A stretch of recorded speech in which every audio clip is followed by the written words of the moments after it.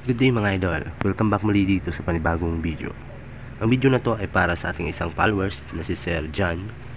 Shoutout nga pala sa mga taga Misamis Occidental. Maraming salamat sa inyong suporta.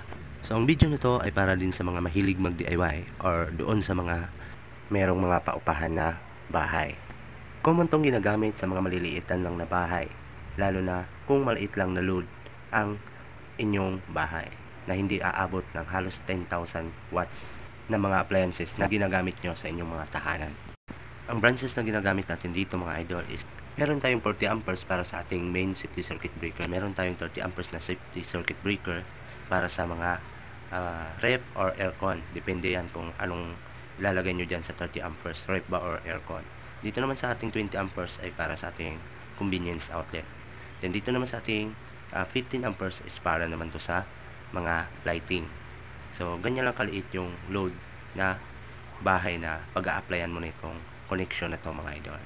So itong video na to ay hindi para sa mga malalaking bahay, kundi para lang sa mga maliliit na bahay, lalo na sa paupahan or doon sa mga pabahay na itinatayo ngayon. Maraming salamat mga idol. Thanks for watching.